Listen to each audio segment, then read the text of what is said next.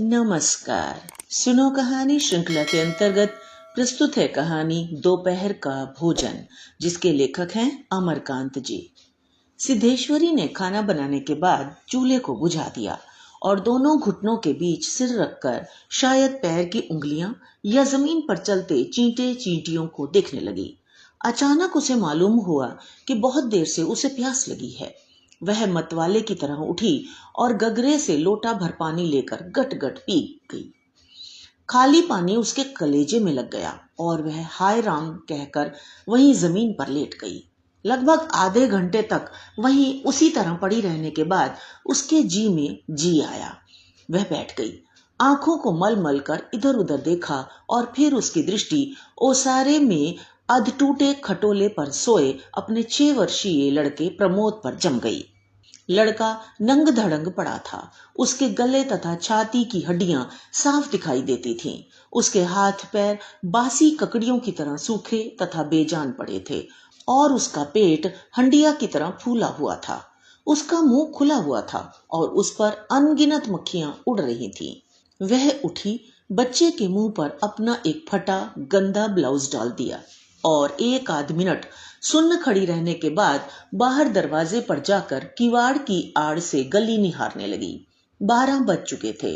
धूप अत्यंत तेज थी और कभी कभी एक दो व्यक्ति सिर पर तौलिया या गमछा रखे हुए या मजबूती से छाता ताने हुए फुर्ती के साथ लपकते हुए सामने से गुजर जाते। 10-15 मिनट तक वह उसी तरह खड़ी रही। फिर उसके चेहरे पर व्यग्रता फैल गई और उसने आसमान तथा कड़ी धूप की ओर चिंता से देखा। एक दो क्षण बाद जब उसने सिर को किवाड़ से काफी आगे बढ़कर गली के छोर की तरफ निहारा तो उसका बड़ा लड़का रामचंद्र धीरे धीरे घर की ओर सरकता नजर आया। उसने फुर्ती से एक लोटा पानी ओसारे की चौकी के पास नीचे रख दिया और चौके में जाकर खाने के स्थान को जल्दी जल्दी पानी से लीपने पोतने लगी।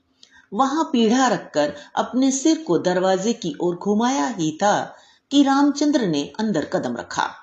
रामचंद्र अंदर आकर धम से चौकी पर बैठ गया और फिर वहीं बेजान सा लेट गया। उसका मुंह लाल तथा चढ़ा हुआ था। उसके बाल अस्त व्यस्त थे और उसके फटे पुराने जूतों पर गर्द जमी हुई थी। सिद्धेश्वरी की पहले हिम्मत नहीं हुई कि उसके पास जाए और वह वहीं से भयभीत हिरनी की भांति सिर उचका घुमाकर बेटे को व्यग्रता से निहारती रही।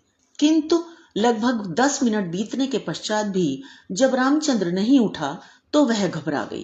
पास जाकर पुकारा, बड़कू बड़कू, लेकिन उसके कुछ उत्तर न देने पर डर गई और लड़के की नाक के पास हाथ रख दिया। सांस ठीक से चल रही थी। फिर सिर पर हाथ रखकर देखा, बुखार नहीं था। हाथ के स्पर्श से रामचंद्र ने आंखें खोली। पहले उसने मां की ओर सुस्त नजरों से देखा, फिर झट से उठ बैठा। जूते निकालने और नीचे रखे लोटे के जल से हाथ पैर धोने के बाद वह यंत्र की तरह चौकी पर आकर बैठ गया। सिद्धेश्वरी ने डरते डरते पूछा, खाना तैयार है, यहीं लाऊं क्या? रामचंद्र ने उठते हुए प्रश्न किया। बाबूजी खा चुके? सिद्धेश्वरी ने चौके की ओर भागते हुए उत्तर दिया, आते ही होंगे। रामचंद्र पीढ़े पर बैठ गया। उसकी उम्र लगभग 21 वर्ष थी। लंबा दुबला पतला गोरा रंग, बड़ी बड़ी आंखें और होठों पर झुर्रियां। वह एक स्थानीय दैनिक समाचार पत्र के दफ्तर में अपनी तबीयत से प्रूफ रीडरी का काम सीखता था। पिछले साल ही उसने इंटर पास किया था।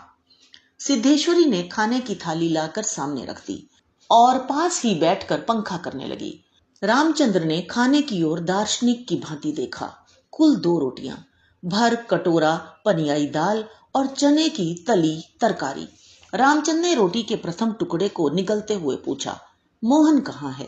बड़ी कड़ी धूप हो रही है। मोहन सिद्धेश्वरी का मंझला लड़का था। उसकी उम्र 18 वर्ष थी और वह इस साल हाई स्कूल का प्राइवेट इम्तिहान देने की तैयारी कर रहा था। वह ना मालूम कब से घर से गायब था और सिद्धेश्वरी को स्वयं पता नहीं था कि वह कहाँ गया है। किंतु सच बोलने की उसकी तबीयत नहीं हुई और उसने झूठ मूठ कहा, किसी लड़के के यहाँ पढ़ने गया है, आता ही होगा। दिमाग उसका बड़ा तेज है और उसकी तबीयत 24 घंटे पढ़ने में ही लगी रहती है। हमेशा उसी की बात करता रहता है। रामचंद्र ने कुछ नहीं कहा, एक टुकड़ा मुंह में रखकर भरा गिलास पानी पी गया, फिर खाने में लग गया। वह काफी छोटे छोटे टुकड़े तोड़कर उन्हें धीरे धीरे चबा रहा था। सिद्धेश्वरी भय तथा आतंक से अपने बेटे को एकटक निहार रही थी। कुछ क्षण बीतने के बाद डरते डरते उसने पूछा, वहां कुछ हुआ क्या? रामचंद्र ने अपनी बड़ी बड़ी भावहीन आंखों से अपनी मां को देखा, फिर नीचा सिर करके कुछ रुखाई से बोला, समय आने पर सब ठीक हो जाएगा। सिद्धेश्वरी चुप रही। धूप और तेज हो गई थी। छोटे आंगन के ऊपर आसमान में बादल के एक दो टुकड़े पाल की नावों की तरह तैर रहे थे। बाहर की गली से गुजरते हुए खड़खड़िया इक्के की आवाज आ रही थी और खटोले पर सोए बालक की सांस का खर शब्द सुनाई दे रहा था। रामचंद्र ने अचानक चुप्पी को भंग करते हुए पूछा, प्रमोद खा चुका? सिद्धेश्वरी ने प्रमोद की ओर देखते हुए उदास स्वर में उत्तर दिया, हाँ खा चुका। रोया तो नहीं था? सिद्धेश्वरी फिर झूठ बोल गई। आज तो बिल्कुल नहीं रोया, वह बड़ा ही होशियार हो गया है। कहता था बड़का भैया के यहां जाऊंगा। ऐसा लड़का, पर वह कुछ आगे न बोल सकी, जैसे उसके गले में कुछ अटक गया। कल प्रमोद ने रेवड़ी खाने की जिद पकड़ ली थी और उसके लिए 1.5 घंटे तक रोने के बाद सोया था। रामचंद्र ने कुछ आश्चर्य के साथ अपनी मां की ओर देखा और फिर सिर नीचा करके कुछ तेजी से खाने लगा। थाली में जब रोटी का केवल एक टुकड़ा शेष रह गया तो सिद्धेश्वरी ने उठने का उपक्रम करते हुए प्रश्न किया, एक रोटी और लाती हूं।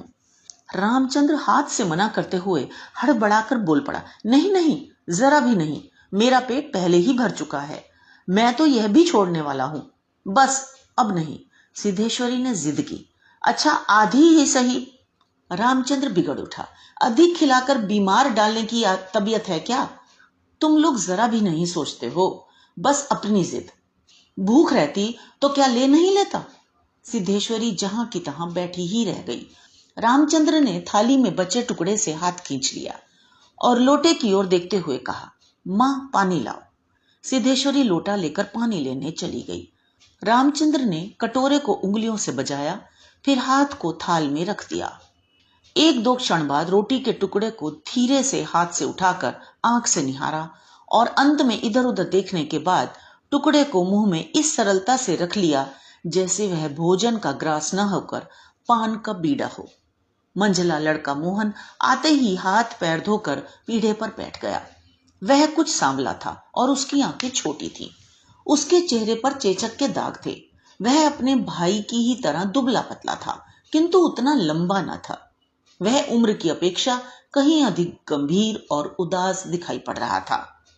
सिद्धेश्वरी ने उसके सामने थाली रखते हुए प्रश्न किया, कहाँ रह गए थे बेटा? भैया पूछ रहा था।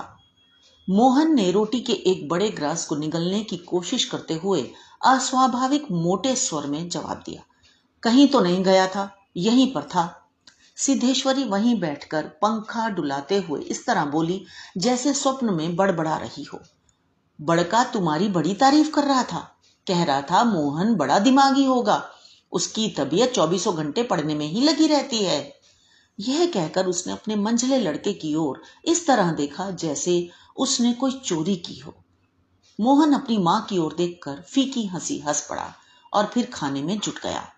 वह परोसी गई 2 रोटियों में से एक रोटी, कटोरे की 3/4 दाल तथा अधिकांश तरकारी साफ कर चुका था। सिद्धेश्वरी की समझ में नहीं आया कि वह क्या करे। इन दोनों लड़कों से उसे बहुत डर लगता था। अचानक उसकी आंखें भर आईं। वह दूसरी ओर देखने लगी। थोड़ी देर बाद उसने मोहन की ओर मुंह फेरा तो लड़का लगभग खाना समाप्त कर चुका था। सिद्धेश्वरी ने चौंकते हुए पूछा, एक रोटी और देती हूं। मोहन ने रसोई की ओर रहस्यमय नेत्रों से देखा, फिर स्वस्थ स्वर में बोला, नहीं। सिद्धेश्वरी ने गिड़गिड़ाते हुए कहा, नहीं बेटा, मेरी कसम, थोड़ी ही ले लो, तुम्हारे भैया ने 1 रोटी ली थी। मोहन ने अपनी मां को गौर से देखा, फिर धीरे धीरे इस तरह उत्तर दिया जैसे कोई शिक्षक अपने शिष्य को समझाता है, नहीं रे, बस अव्वल तो अब भूख नहीं, फिर रोटियां तूने ऐसी बनाई हैं कि खाई नहीं जाती, ना मालूम कैसी लग रही हैं। खैर, अगर तू चाहती ही है तो कटोरे में थोड़ी दाल दे दे, दाल बड़ी अच्छी बनी है। सिद्धेश्वरी से कुछ कहते न बना और उसने कटोरे को दाल से भर दिया। मोहन कटोरे को मुंह से लगाकर सुड़ सुड़ पी ही रहा था कि मुंशी चंद्रिका प्रसाद जूतों को खसखस घसीटते हुए आए और राम का नाम लेकर चौकी पर बैठ गए। सिद्धेश्वरी ने माथे पर साड़ी को कुछ नीचे खिसका लिया और मोहन दाल को एक सांस में पीकर तथा पानी के लोटे को हाथ में लेकर तेजी से बाहर चला गया। 2 रोटियां, कटोरा भर दाल और चने की तली तरकारी। मुंशी चंद्रिका प्रसाद पीढ़े पर पालथी मारकर बैठे रोटी के एक एक ग्रास को इस तरह चुभला चबा रहे थे जैसे बूढ़ी गाय जुगाली करती है। उनकी उम्र 45 वर्ष के लगभग थी, किंतु 50-55 के लगते थे। शरीर का चमड़ा झूलने लगा था। गंजी खोपड़ी आईने की भांति चमक रही थी। गंदी धोती के ऊपर अपेक्षाकृत कुछ साफ बनियान तार तार लटक रही थी। मुंशी जी ने कटोरे को हाथ में लेकर दाल को थोड़ा सुड़कते हुए पूछा, बड़का दिखाई नहीं दे रहा? सिद्धेश्वरी की समझ में नहीं आ रहा था कि उसके दिल में क्या हो गया है, जैसे कुछ काट रहा हो। पंखे को जरा और जोर से घुमाती हुई बोली, अभी अभी खाकर काम पर गया है। कह रहा था कुछ दिनों में नौकरी लग जाएगी। हमेशा बाबूजी बाबूजी किए रहता है। बोला, बाबूजी देवता के समान हैं। मुंशी जी के चेहरे पर कुछ चमक आई। शर्माते हुए पूछा, हैं? क्या कहता था कि बाबूजी देवता के समान हैं? बड़ा पागल है। सिद्धेश्वरी पर जैसे नशा चढ़ गया था। उन्माद की रोगिणी की भांति बड़बड़ाने लगी। पागल नहीं, बड़ा होशियार है। उस जमाने का कोई महात्मा है। मोहन तो उसकी बड़ी इज्जत करता है। आज कह रहा था कि भैया की शहर में बड़ी इज्जत होती है, पढ़ने लिखने वालों में बड़ा आदर होता है और बड़का तो छोटे भाइयों पर जान देता है। दुनिया में वह सब कुछ सह सकता है, पर यह नहीं देख सकता कि उसके प्रमोद को कुछ हो जाए। मुंशी जी दाल लगे हाथ को चाट रहे थे। उन्होंने सामने की ताक की ओर देखते हुए कुछ हंसकर कहा, बड़का का दिमाग तो खैर काफी तेज है। जैसे लड़कपन में बड़ा नटखट भी था, वैसे खेलकूद में लगा रहता था। लेकिन यह भी बात थी कि जो सबक उसे याद करने को देता था उसे बर्राक रखता था।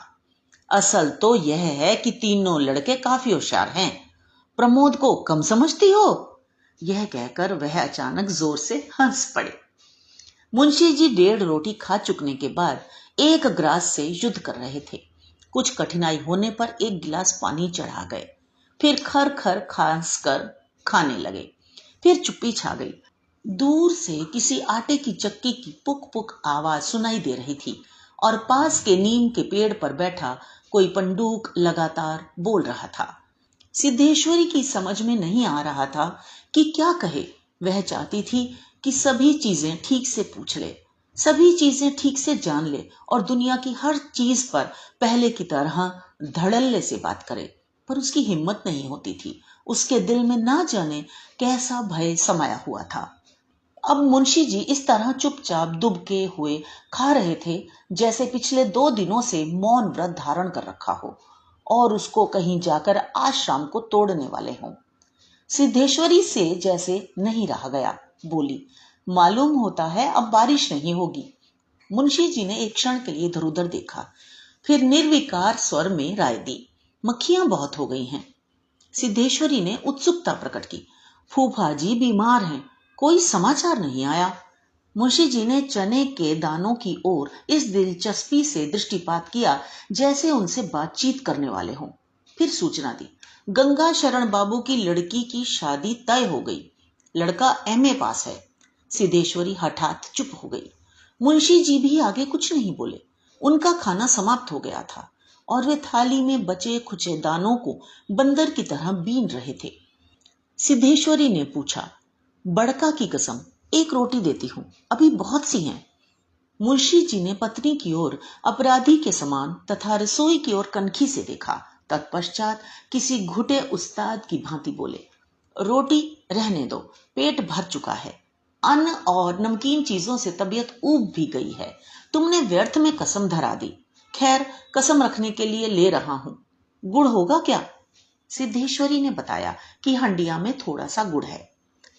मुंशी जी ने उत्साह के साथ कहा, तो थोड़े गुड़ का ठंडा रस बनाओ, पीऊंगा। तुम्हारी कसम भी रह जाएगी, जायका भी बदल जाएगा, साथ ही साथ हाजमा भी दुरुस्त होगा। हाँ, रोटी खाते खाते नाक में दम आ गया है। यह कहकर वे ठहाका मारकर हंस पड़े। मुंशी जी के निपटने के पश्चात सिद्धेश्वरी उनकी जूठी थाली लेकर चौके की जमीन पर बैठ गई। बटलोई की दाल को कटोरे में उड़ेल दिया, पर वह पूरा भरा नहीं। छिपुली में थोड़ी सी चने की तरकारी बची थी, उसे पास खींच लिया। रोटियों की थाली को भी उसने पास खींच लिया, उसमें केवल एक रोटी बची थी।